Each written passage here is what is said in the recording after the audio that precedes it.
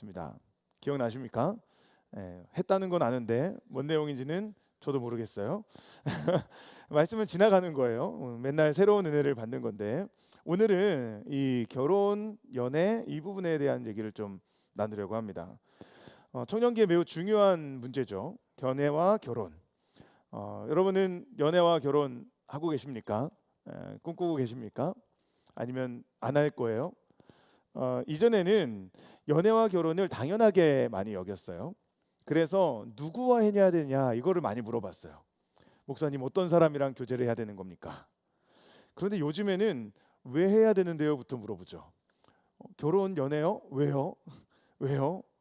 꼭 해야 되는 겁니까? 해야 되는 이유가 뭐가 있죠?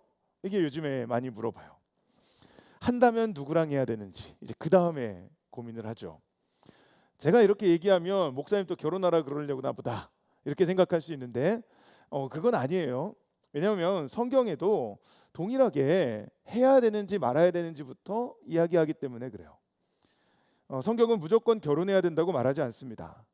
오히려 바울은 모든 사람이 나와 같기를 원하노라 말해요. 오늘 7절이죠. 나는 모든 사람이 나와 같기를 원하노라. 그러나 각각 하나님께 받은 자기의 은사가 있으니 이 사람은 이러하고 저 사람은 저러하니라. 바울이 나와 같기를 원한다는 게 무슨 말이에요? 바울은 독신이었어요. 솔로, 싱글.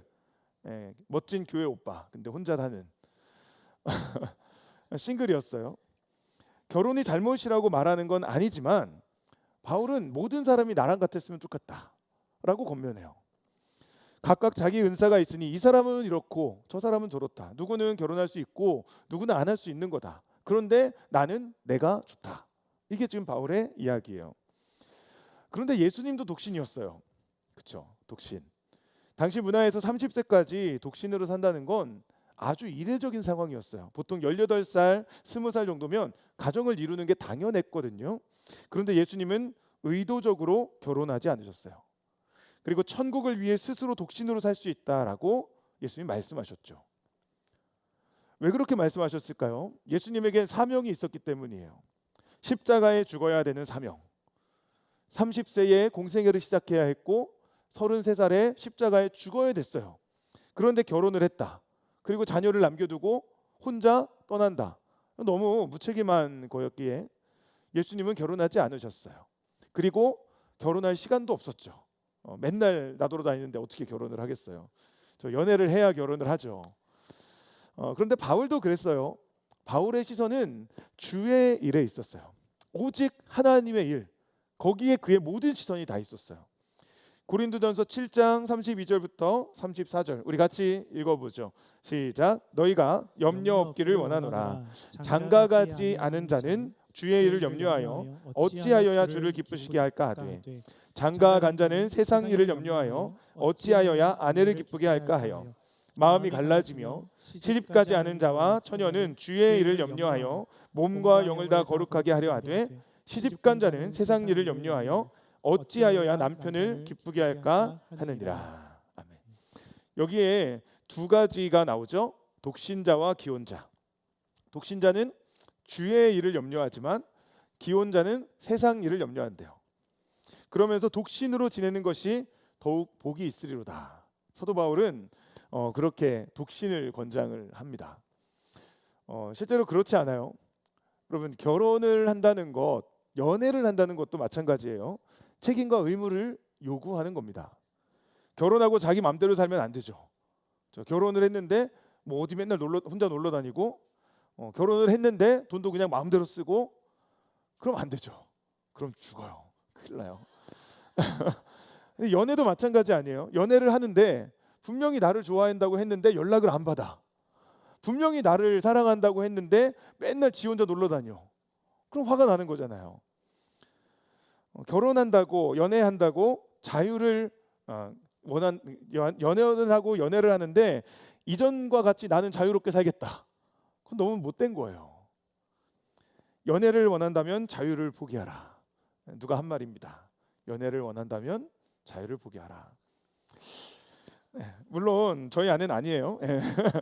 근데 여러분 얽매이지 않는 쿨한 관계, 그걸 지향할 수 있어요. 그런 경우들도 있죠. 난 사귀긴 하는데 뭐 연락 안 해도 별로 우리 신경 안 쓰기로 했어요.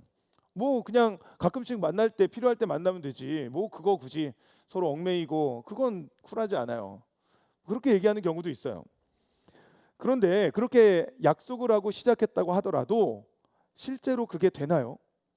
이게 중요한 거예요. 실제로 그게 됩니까? 여러분, 사랑하면 관심이 가는 거잖아요. 뭐 하는지 알고 싶고, 그러니까 연락도 하게 되고 뭐 그런 거잖아요. 근데 쿨하게 그냥 나는 내 마음대로 할 거니까 나 신경 꺼. 그럼 헤어져야죠. 여러분, 사랑이라는 건요, 본능이에요. 본능. 본능은 내가 제어할 수 없는 영역에 있는 게 본능이에요. 이고라고 그러죠. 에고. 머리로는 쿨하고 싶은데 마음에는 화가 치밀어 오르는 게 사랑이에요. 그러다 보면 감정 싸움이 되죠. 별것 아닌 일인데 괜히 마음이 상해요. 사소한 문제로 트집 잡는다고 느껴요. 어디서 그게 시작되는 거예요? 그 사건이 아니고 그 전의 일 때문에 그러는 거예요. 무언가 사람한테 마음 상한 게 있었던 거죠. 근데 그 쪼잔해 보이고 싶지 않으니까 말은 안 했는데 계속 마음에 있는 거예요.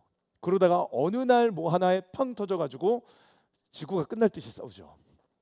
그게 사랑이라는 거예요. 여러분, 사랑은 쿨할 수 없어요. 사랑은 강렬한 겁니다. 진짜 누군가를 사랑한다면 그 안에는 책임과 의무가 들어가는 거예요. 사도 바울은 그게 싫었던 것 같아요. 얽매이는 게 싫었던 것 같아요. 자기는 당장 오늘이라도 하나님 원하면 저희 가야 되는데 가정이 있으면 못 가는 거예요. 가려고 그래도 가족한테 얘기를 하고 동의를 구하고 뭐 챙겨놓고 그러고 가야 되는 게 바울은 힘들었던 것 같아요.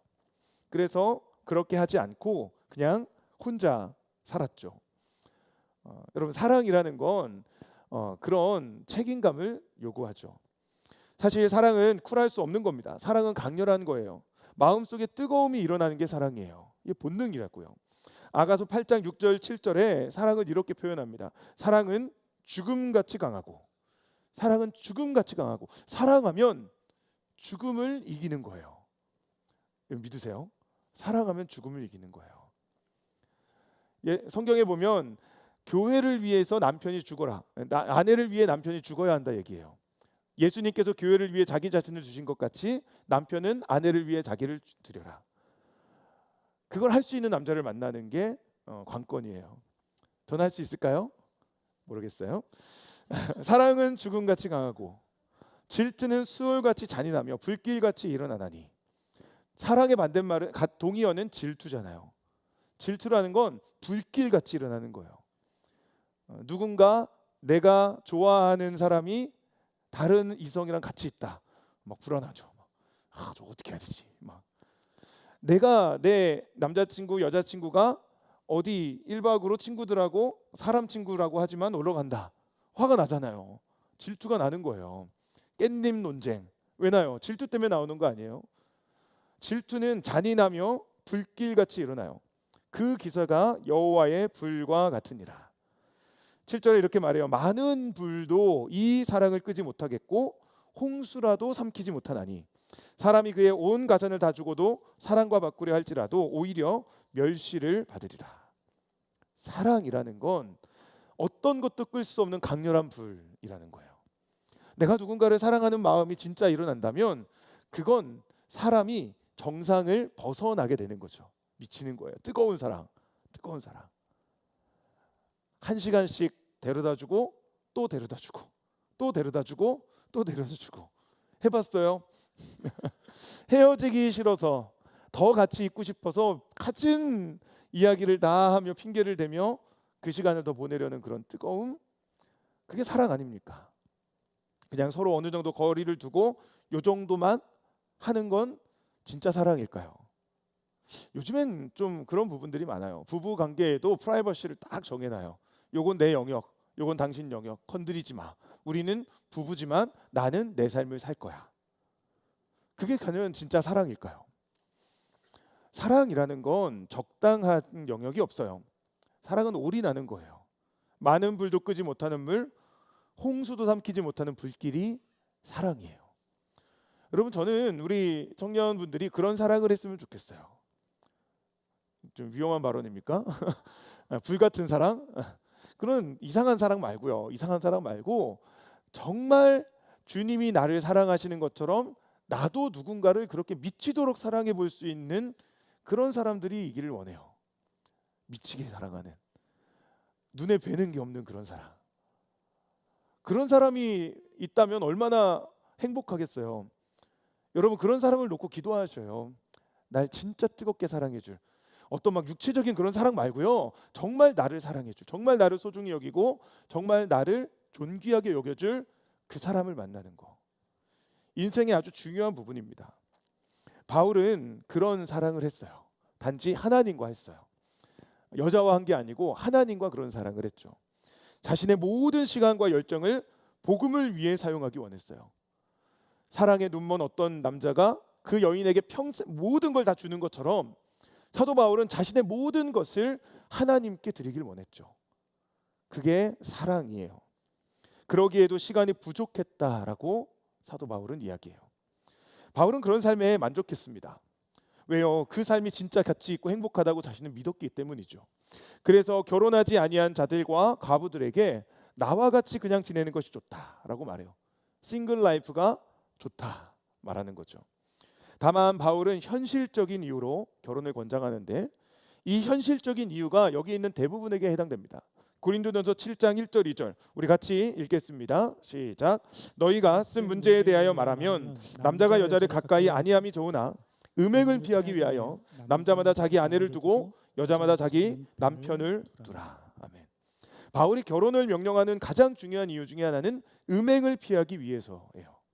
물론 결혼의 목적이 이것만 있는 건 아니에요. 음행은 음란한 것, 좀 그런 좀 부적절한 성적인 관계, 이런 거 음행이라고 그러잖아요. 여기다 19살 이상이죠. 네. 결혼의 목적이 여기에만 있는 건 아니에요. 여러분, 결혼은 사랑해서 하는 거예요. 그리고 하나님께 제정하신 행복이라는 것이 결혼 안에 있어요. 그래서 결혼은 매우 긍정적이고 적극적으로 하는 거예요. 그런데 음행을 피하는 건 결혼의 매우 중요한 목적 중에 하나예요. 인간은 유혹에 약하기 때문이죠. 더구나 당시 고린도 교회는 음행으로 큰 어려움들을 겪고 있었습니다. 여기저기 사람이 내 욕망을, 내 본능을 주체하지 못해서 사고가 막 터지는 거예요. 그게 인간이잖아요. 그 어떤 사람도 안전하지 않아요. 그 어떤 사람도 이성에 무감각할 수 없어요. 인간은 누구나 그 본성이 있어요. 그래서 바울은 독신을 은사라고 말해요. 어떤 은사죠? 성적 유혹에 흔들리지 않는 은사예요. 이건 절제하는 은사를 의미해요. 절제하는, 나 스스로를 컨트롤할 수 있는 그런 은사. 그런 유혹이 찾아왔을 때에도 아니라고 거절할 수 있는 그런 사람, 그걸 은사라 그래요. 9절, 고린도전서 7장 9절에 보면 이렇게 말해요. 만일 절제할 수 없거든 결혼하라. 정욕이 불같이 타는 것보다 결혼하는 것이 나으니라. 절제할 수 있다면 결혼을 안 할 수 있지만 대부분의 사람들은 절제하지 못하기 때문에 결혼을 하라라고 명령하고 있는 거예요. 여러분, 여기에 절제하려는 힘이 있어야 되는데 그 절제는 먼저 솔로일 때 훈련하는 거예요. 솔로일 때, 혼자 있을 때 절제를 훈련하는 기간이에요. 그러다가 결혼을 통해서 행복을 누리는 거죠. 특별히 성적 유혹에 흔들리지 않는 은사는 사명이 있어야 할 수 있어요. 바울처럼 주의 일에 모든 삶을 드리는 게 기쁜 것, 그런 삶, 막 이성이나 그런 여성에 대한, 남성에 대한 그런 호기심에 내가 사로잡히지 않을 수 있는 힘, 그 힘은 나를 거룩하게 지키려는 사명에서 나오는 거예요. 만약에 그런 사명감이 없다면, 나를 거룩하게 지켜야 한다는 그 거룩함에 대한 열망이 나를 지켜내지 못한다면, 그래서 눈동자가 돌아가고, 그래서 유혹에 빠지고, 그래서 내가 죄를 짓게 된다면 그럼 결혼하라고 성경은 말하고 있는 거예요. 여기서 이 죄라는 건 어떤 행동만을 의미하는 게 아니에요. 마음에 떠오르는 잔상도 죄예요. 예수님은 마음에 간음하는 자도 간음을 범한 것이라 그랬어요. 엄청 어려운 부분이에요. 엄청. 특별히 피 끓는 청춘 시기에는 이 음행에 연약할 수밖에 없죠. 그래서 우리는 결혼을 위해 기도해야 돼요. 특별히 마음에 어떤 누군가를 만나고 싶은 마음이 막 일어나고 남성이든 여성이든 상관없이 이성에 대한 어떤 열망이 마음에서 일어난다면 혼자 있는 시간에 유혹이 일어나고 그 유혹을 절제할 수 있는 힘이 나에게 없다면 날 정죄하기 이전에 결혼을 꿈꾸세요. 아, 내가 또 오늘 이렇게 해버렸어. 그렇게 자책하고 그냥 방황하고 교회 안 나오고 이러지 말고 그런 유혹을 느끼고 거기에 무너져 본 적이 있다면 하나님 앞에 기도하세요. 하나님, 내가 결혼해야 되겠습니다. 나에게 배우자를 허락해 주십시오. 기도하세요. 결혼은 절제할 수 없거든 결혼하라. 매우 강력하게 얘기해요. 인간의 욕구는 강렬해요. 이성으로 절제하는 데는 한계가 있습니다. 그래서 바울은 은사를 말하는 거예요. 하나님께서 주시는 그 힘으로, 그 사명감으로 절제할 수 없다면 그럼 결혼을 해라 라고 하는 거예요. 반대로 그렇게 절제할 수 있는 사람이 독신으로 사는 거예요. 그렇지 않으면 죄에 쉽게 노출될 수밖에 없기 때문이죠. 실제로 그렇지 않습니까? 세상엔 유혹이 가득해요. 인간의 죄성은 유혹에 굽어져 있어요. 요만큼만 유혹의 건덕지가 있어도 훅 가는 게 인간이에요. 연약해요. 남자도 여자도 마찬가지예요. 어느 사람도 유혹에서 자유로울 수 없어요. 그래서 바울은 음행을 피하라 강력하게 명령합니다. 우리는 하나님의 성전이라고 하죠. 그리고 하나님께 영광을 돌리기 위해 우리의 몸이 존재한다고 말해요. 그러니 내가 거룩하게 나를 지킬 수 없거든 결혼을 꿈꾸고 결혼을 위해 기도하라라고 말하는 거예요. 그런데 이 부분에 좀 요즘에 동성애를 연결시키는 경우들이 있어요. 이건 우리 청년 예배여서 좀 잠깐 짚고 넘어가려고 하는 부분인데요. 바울이 이성에게 유혹을 느끼지 않았기에 독신으로 살았다라고 말하면서 이 독신의 은사라는 게 이성에게 매력을 못 느끼는 그런 동성애자적인 그런 성향을 이 은사라고 바울이 말한 거다. 이렇게 주장하는 경우들이 있어요. 여러분, 가능한 해석이라고 생각합니까? 아니에요. 그게 전혀 아니에요. 성경 어디에도 바울이 이성에게 유혹을 느끼지 않았다는 부분은 없어요. 오히려 바울은 자신의 안에 있는 욕망과 끊임없이 싸워요. 물론 절제를 하기에 그는 독신으로 살았지만 그는 유혹을 느꼈어요. 그리고 그것 때문에 괴로워했어요. 더구나 바울은 로마서 1장 27절에 동성애에 대해서 매우 분명하고 일관되게 죄라고 주장합니다. 그가 동성애자였다면 이렇게 말할 수 없었던 거죠. 여러분, 성경은 분명히 동성애를 죄라고 말해요. 우리는 이게 요즘에 이 시대적인 흐름에 동성애자들을 차별한다 또는 그들을 인정하지 않는 것은 문제다 이런 이야기들을 많이 하지만 성경은 분명히 동성애를 죄라고 말합니다. 물론 그런 성향을 가지고 있다고 생각하는 사람들을 우리가 막 정죄하고 마녀 사냥을 하고 이래야 되는 건 아니에요.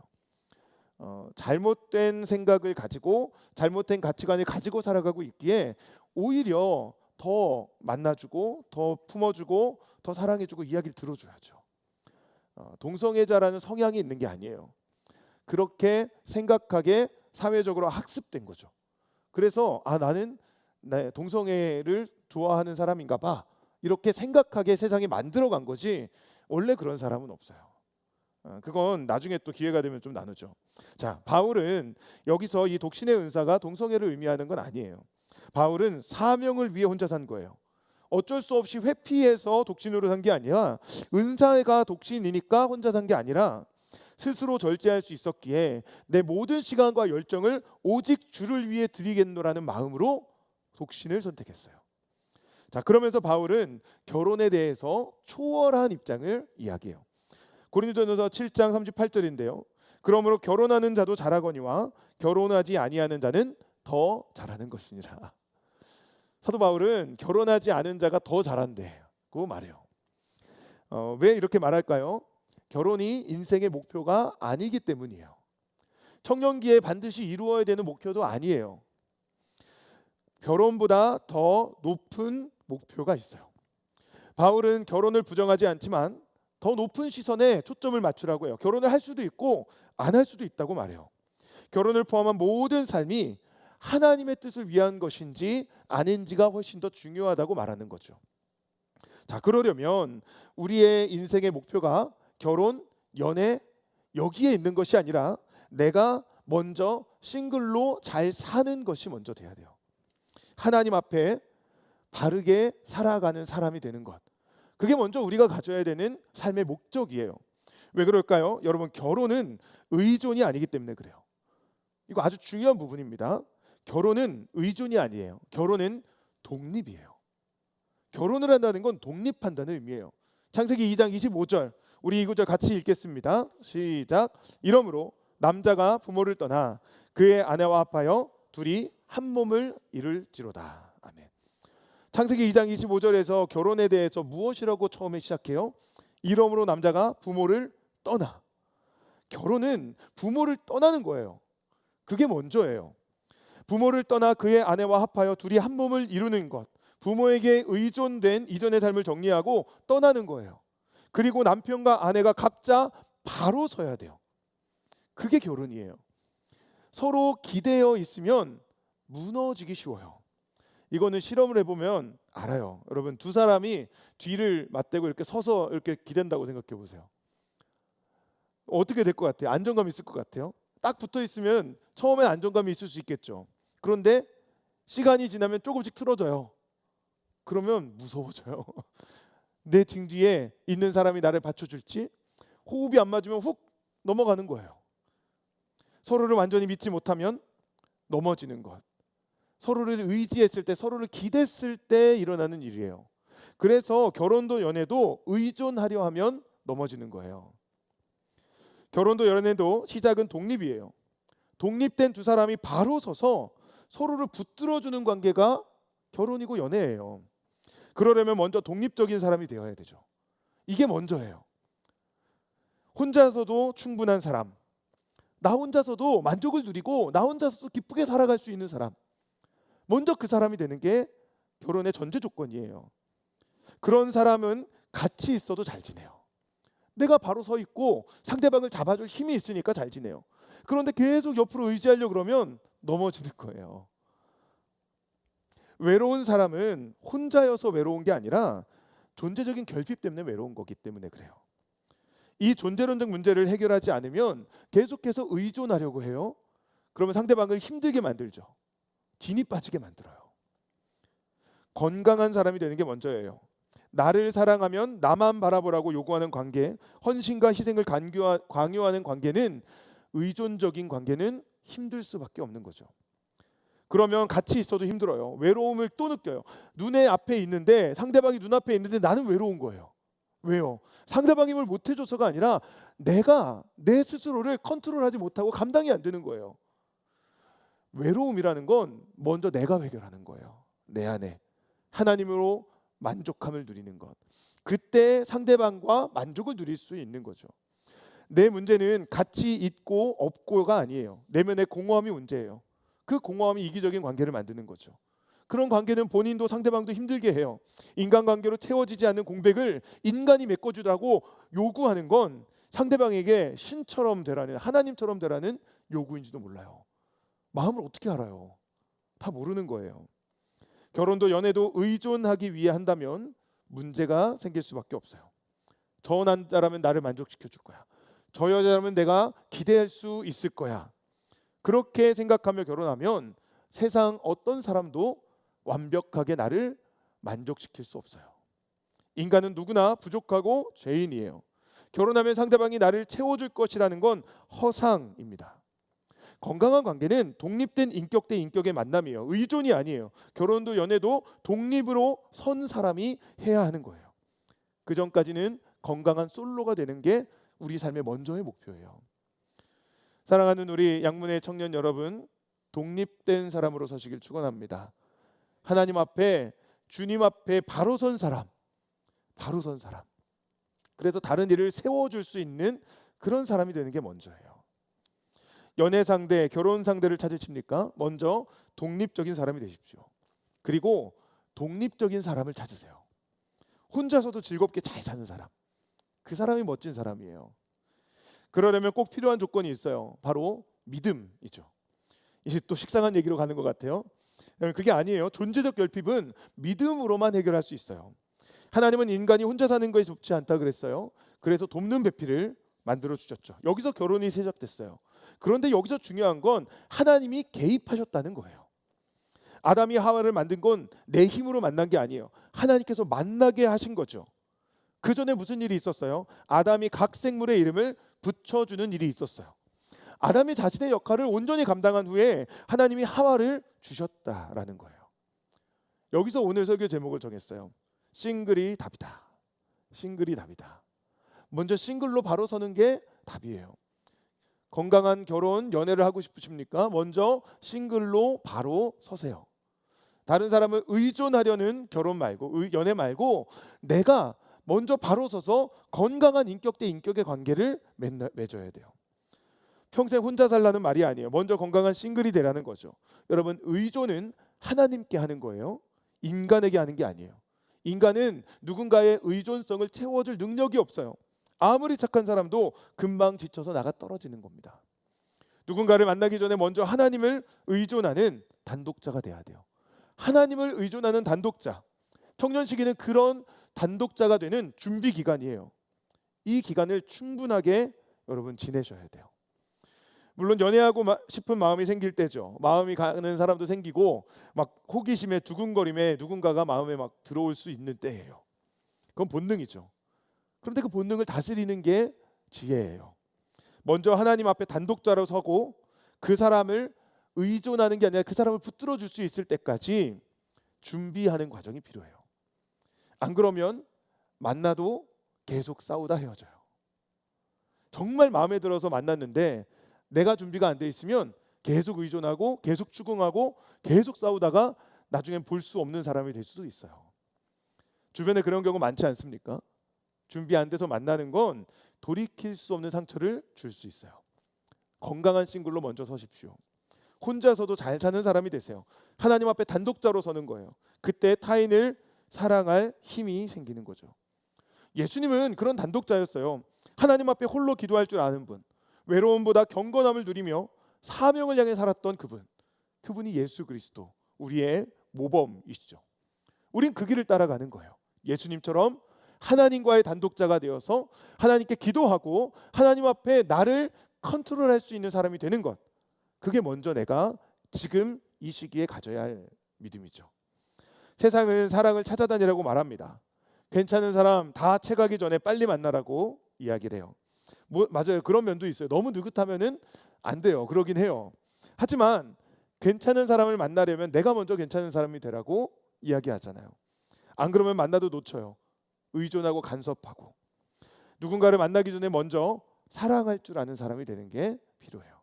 여러분, 하나님 앞에 그런 사람이 되길 기도하십시오. 그런 사랑을 구하십시오. 사랑은 진지해야 돼요. 진지함. 그 한 사람을 진정으로 사랑하고 진정으로 헌신해 줄 수 있는 그 진지함이 있어야 돼요. 그때까지 여러분 기다릴 줄 아는 게 믿음이고, 상대방이 그런 사람이 될 때까지 기다려 줄 수 있는 것이 또 믿음이에요. 여러분, 교회 안에서 총알은 한 발이에요. 한 발. 막 저격총으로 쏘면 안 돼요. 조용히 준비하다 한 발을 명중시키는 저격수가 되십시오. 잘 준비하셔야 돼요. 잘 기다리세요. 그리고 정말 하나님이 나의 마음에 주신 그 한 사람을 품고 기도하는 그 여러분 앞에 내가 먼저 그렇게 하나님 앞에 단독자로 설 수 있는 그 영성이 있기를 예수님의 이름으로 축원합니다. 혹여나 지금 누구 만나고 있는 분 있습니까? 그렇다면 서로 약속을 하세요. 독립적인 사람이 되길 약속하십시오. 서로 앞으로 나아가도록 돕는 관계, 그 관계가 되기를 약속하세요. 지금 청년 시기에 해야 할 것들이 참 많아요. 바쁘게 지내야 될 시기예요. 그런데 서로의 발목을 잡고 있는 관계라면 한번 생각해 보셔야 돼요. 왜 이성 친구를 만나요? 잘 살려고 그러는 거잖아요. 잘 살려고. 서로 발목 잡혀갖고 서로 끌어내리려고 하는 건 아니잖아요. 약속하셔야 돼요. 우리 서로를 돕자. 우리 성장하자. 내가 너를 응원하고 너가 나를 응원해라. 그렇게 함께 성장해 가는 그런 관계가 될 수 있다면 그러면 만날 수 있겠죠. 그런데 그러기 참 어려워서 그 전에 준비하라고 하는 거예요. 여러분, 세상은 갈 길이 멀어요. 청년 시기는 그 시작점이나 마찬가지입니다. 그 길을 함께 걸어갈 수 있는 사람을 만나셔야 돼요. 그 길을 함께 주저앉아 버리는 사람을 만나면 안 돼요. 내 등에 엎히려고만 하는 사람 만나면 인생은 괴로워지는 거예요. 사랑하는 양문의 청년 여러분, 먼저 싱글로 서시길 축원합니다. 그리고 돕는 배필을 위해 기도하세요. 발목 잡는 배필, 힘들게 하는 배필이 아니라 날 돕는 배필, 나와 함께 마음을 쏟아 독립적으로 살아갈 수 있는 그 사람을 만날 수 있길 축원합니다. 함께 성장해가는 관계, 하나님을 더 사랑하도록 돕는 관계, 함께 기도하자고, 함께 말씀 보자고 이야기해 줄 수 있는 그런 관계, 그런 좋은 믿음의 동역자들을 만나는 여러분 모두 됐으면 좋겠습니다. 말씀을 마치고 우리 좀 기도했으면 좋겠는데요. 여러분, 우리는 하나님 앞에 단독자로 서는 게 가장 먼저예요. 여러분, 결혼을 했어도요, 단독자예요. 단독자. 연애를 해도 단독자예요. 내 믿음 누군가 책임져 주지 않아요. 인생은 혼자 사는 거예요. 결혼을 했어도요, 결국 가장 큰 인생의 무게는 스스로가 감당하는 거예요. 그게 감당이 안 되면 계속 의존하죠. 계속 징징대요. 그러면 그 안에서 관계에 갈등이 생기는 거죠. 하나님 앞에 단독자로 서는 것, 내 삶의 문제, 내 고민, 내 마음, 내 정서 하나님 앞에 풀어낼 줄 아는 사람이 되는 게 먼저예요. 그렇게 내가 하나님 앞에 단독자로 섰을 때 내 옆에 날 위해 기도해 줄 수 있는 사람이 있다면 그건 시너지가 나요. 그런데 내가 먼저 그게 안 되고요, 옆 사람한테 계속 의존하는 건 그렇게 건강한 관계가 될 수 없죠. 단독자로 서십시오. 오늘 우리 같이 기도할 때 그런 하나님 앞에 내가 단독자로 서는 은혜가 있게 해달라고 기도하는 여러분 됐으면 좋겠습니다.